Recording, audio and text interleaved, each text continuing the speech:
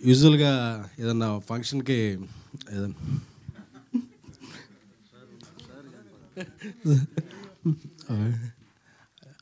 ఏదన్నా ఫంక్షన్కి మనం ఇన్వైట్ చేస్తారు. నేనే ఇది ఇందాక లైవ్ చూస్తే ఈ ప్రెస్ మీట్ జరుగుతుంది, దీని గురించి మాట్లాడాలని చెప్పి నేనే ఇక్కడికి వచ్చేసాను. ఎందుకంటే నిన్న చూసినప్పటి నుంచి నేను ఈ సినిమా చాలా ఎమోషనల్ అయ్యాను, చాలా చాలా విధాలుగా కనెక్ట్ అయ్యాను. ఆన్లైన్లో చూస్తే మార్నింగ్ నుంచి థర్స్డే ఓపెనింగ్ అన్నీ వేరు. ఎందుకంటే ఒక సినిమా ఎమోషన్ కనెక్ట్ అయితే దానికి ఉండే రిజల్ట్ వేరు. ఈరోజు ఈవినింగ్ నుంచి ఈ సినిమాకు ఉండే నిన్న నైట్ నుంచే అన్ని షోస్ పికప్ అయ్యి హౌస్ఫుల్స్తో వెళ్తుంది. ఎందుకంటే చాలా చాలా థీమ్స్ మీద ఇప్పటివరకు సినిమాలు వచ్చినాయి, కానీ ఒక ఫ్యాన్కి ఒక హీరోకి మధ్య, అంటే సినిమా అనేదే ఒక హీరోకి ఫ్యాన్కి మధ్య నడిచే ఒక ఎమోషన్. ఆ ఎమోషన్ మీద ఇంతవరకు తెలుగులో ఏ సినిమా రాలేదు. తెలుగులోనే కదా నాకు తెలిసి, నాకు తెలిసి ఇలాంటి ఎమోషన్ని చాలా హైలైట్గా చేసే సినిమా అయితే ఇదే.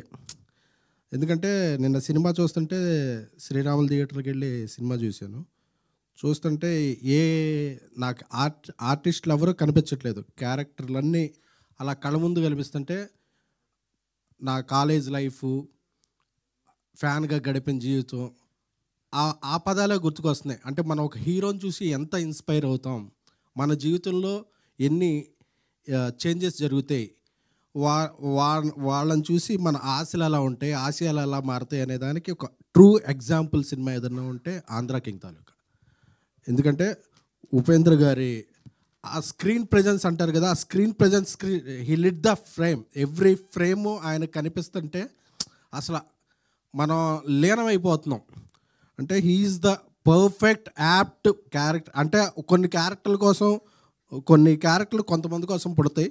నాకు తెలిసి మహేష్ ఆయన కోసం రాసుకున్నాడు, ఆయనే ప్రతి ఫ్రేమ్లో కనిపించారు అన్నట్టు ఉపేంద్ర సార్ని చూస్తే నాకు, ఎందుకంటే ఎన్నో, అంటే కల్ట్ అనే సినిమా పదానికే ఒక స్పెల్లింగు, అబ్రివేషను, ఆల్టర్నేటివ్ ఏమైనా ఉంది అంటే డిక్షనరీలో అది ఉపేంద్ర గారు.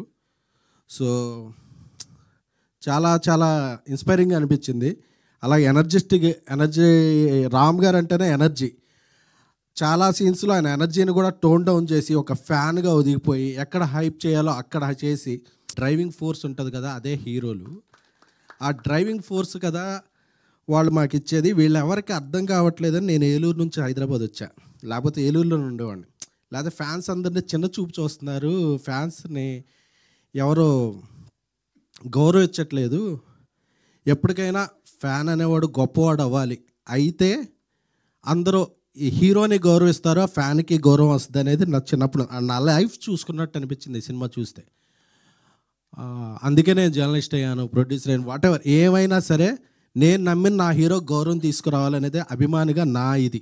సో ఈ సినిమా చూసుకుంటే నా జీవితం. అలాగే చిరంజీవి గారు అవ్వచ్చు, బాలకృష్ణ గారు అవ్వచ్చు, ప్రభాస్ గారు అవ్వచ్చు, తారక్ గారు అవ్వచ్చు, మహేష్ బాబు గారు అవ్వచ్చు, అల్లు అర్జున్ గారు అవ్వచ్చు, ఇంకా ఎంతోమంది హీరోలు.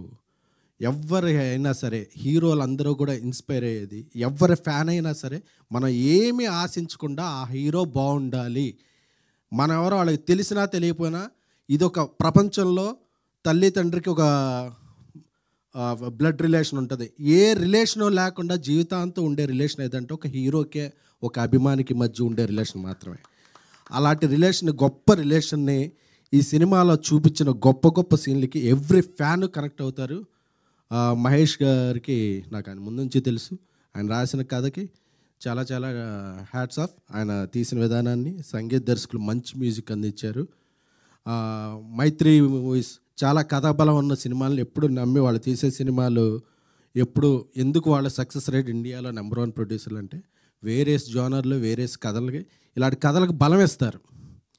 ఎందుకంటే ఓవర్సీస్లో ఇక్కడ ఏదో జరిగిపోతుందని కాదు, ఓవర్సీస్లో కూడా ప్రీమియర్లకు వెళ్ళి ప్రమోషన్ చేస్తున్నారంటే అదొక మైత్రి మూవీస్ వల్లే సాధ్యమైంది. సో ఇంత గొప్ప సినిమాని అందరూ చూడాలి, తెలుగు వాళ్ళందరూ చూడాలి, ప్రతి ఫ్యాను కనెక్ట్ అవ్వాలి.